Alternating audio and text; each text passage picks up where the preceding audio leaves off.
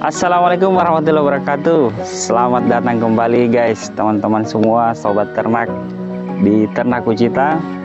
Oke teman-teman, pada video kali ini kita berada di alam yang terbuka ini dan sangat cerah cuacanya hari ini di sore hari, dan memang pemandangannya cukup menarik ya teman-teman. Di sini teman-teman bisa lihat, di sini ada pegunungan yang sudah digusur, dan tempat ini berada di tepat belakang rumah saya.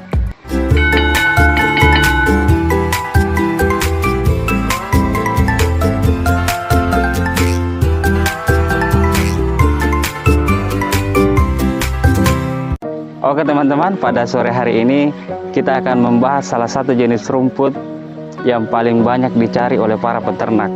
Dan rumput ini tidak berasal dari Indonesia, melainkan dari Thailand. Jadi teman-teman, untuk sobat ternak semua yang sudah lama mengikuti video di Ternak Ucita, tentunya tahu video yang pertama saya upload tentang salah satu pakan rumput yang dulu saya pesan di Pulau Jawa melalui salah satu ekspedisi, dan saya sudah tanam di daerah saya di Sulawesi.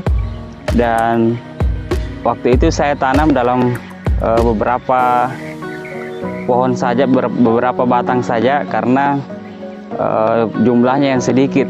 Dan hari ini saya sudah perbanyak rumputnya, tapi sepertinya baru saja dipanen oleh rekan-rekan yang ada di sini untuk diberikan ke sapinya. Jadi saya hanya mendapatkan sedikit saja dari rumput ini, tapi tidak apa-apa, setidaknya kita akan membahas rumput ini sedikit dari manfaat dan kandungan protein dari rumput ini. Untuk teman-teman yang penasaran dengan bagaimana cara pembiakan dan dan penanaman rumput ini, teman-teman bisa klik video saya yang ini. Oke teman-teman, rumput apakah yang saya maksud di sini? Yaitu rumput pakcong yang berasal dari Thailand. Nah, rumput ini teman-teman, kita bisa lihat di sini.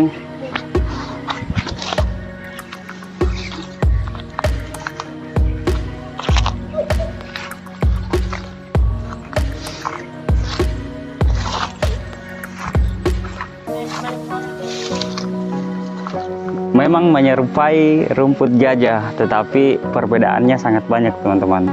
Jadi salah satu kelebihan dari rumput ini bisa kita lihat secara dekat dulu teman-teman. Kita potong dulu.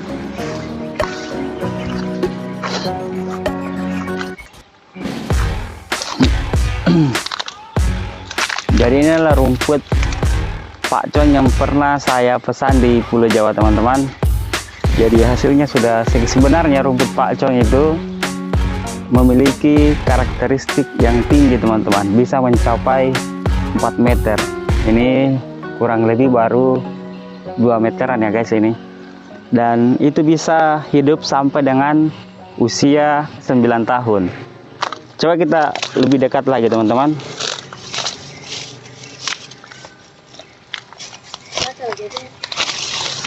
Nah, ini dia rumput ini. Kelebihan dari rumput ini teman-teman, dia memiliki palatabilitas yang tinggi. Mengapa palatabilitasnya tinggi? Karena rumput ini tidak memiliki bulu yang kasar seperti rumput gajah pada umumnya, Panicetum purpureum, karena ini hanya memiliki bulu-bulu halus yang ada di daun, tapi itu sangat tipis dan sangat halus, sehingga tidak membuat gatal pada kerongkongan ternak yang kita berikan, baik itu sapi ataupun kambing. Dan kelebihan yang lain teman-teman, meskipun rumput ini memiliki batang yang tinggi, bisa mencapai 4 meter, namun dia memiliki batang yang tidak keras. Nah ini teman-teman bisa lihat, ini tidak keras teman-teman, artinya ini bisa kita cacah bersama dengan daunnya. Akhirnya itu tidak akan terbuang saat kita memanen rumput ini. Kemudian teman-teman, kelebihan dari rumput pakcong ini yaitu dengan kandungan protein yang ada di dalam rumput ini. Nah, untuk kandungan proteinnya itu sangat tinggi teman-teman dibanding rumput lain. Karena di rumput pakcong ini memiliki protein yang berkisar 16%. Artinya dibanding dengan rumput-rumput lain yang hanya berkisar 11 hingga 12%, ini merupakan rumput yang unggul karena memiliki kandungan protein yang tinggi sehingga mampu menaikkan bobot badan sapi lebih cepat. Teman-teman bisa lihat secara dekat, ini penampakan dari dedaunnya. Dedaun dari rumput pakcong ini memang seperti tebu. Bulunya tidak begitu keras, tidak begitu banyak ya teman-teman, sehingga tidak akan membuat gatal pada ternak. Begitupun dengan batangnya, ini batangnya tidak begitu banyak bulunya dan bisa dicacah seperti yang saya bilang. Teman-teman bisa lihat di sini, ini sangat lembek teman-teman, dan bisa menggunakan sabit ataupun parang yang teman-teman punya untuk bisa dicacah bersama dengan daunnya.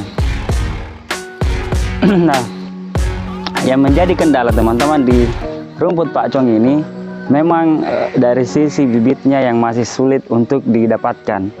Bibit rumput pakcong itu kebanyakan hanya berasal dari Pulau Sulawesi yang benar-benar rumput pakcong murni ya, karena memang di Indonesia itu menyebar rumput pakcong itu banyak miripnya, misalnya pada rumput raja, rumput kolonjono, rumput gajah, itu memang hampir mirip.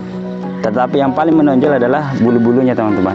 Karena inilah yang membedakan rumput yang lain terkait palatabilitas untuk kesukaan dari ternak itu sendiri. Kemudian keunggulan dari rumput ini teman-teman, yaitu di dalam penanaman di lahan yang seluas 1 hektar itu bisa mencapai 300 sampai 400 ton per sekali panen. Artinya teman-teman bisa menggunakan rumput ini sebagai salah satu sumber pakan ternak untuk teman-teman yang baru memulai, dan bisa dilakukan penanaman sejak dini karena masa panen dari rumput ini itu berkisar 60 hari, kemudian bisa maksimal sampai 90 hari karena rumput ini juga tidak bisa terlalu lama di dalam pemanenannya. Karena salah satu kekurangan dari rumput ini, apabila kita terlambat di dalam memanen rumput ini, maka batangnya menjadi keras teman-teman. Dan ketika batangnya sudah keras, otomatis tingkat nutrien yang ada di dalam rumput ini tentunya akan menurun. Oke teman-teman, demikianlah sedikit pembahasan dari Ternak Kucita terkait rumput pakcong ini, di mana sangat begitu banyak manfaat. Semoga dari video ini teman-teman bisa melihat dan mengambil peluang bahwa rumput pakcong ini sangat cocok dikembangkan untuk para peternak, baik itu pemula maupun yang sudah saat ini berkecimpung di dunia peternakan.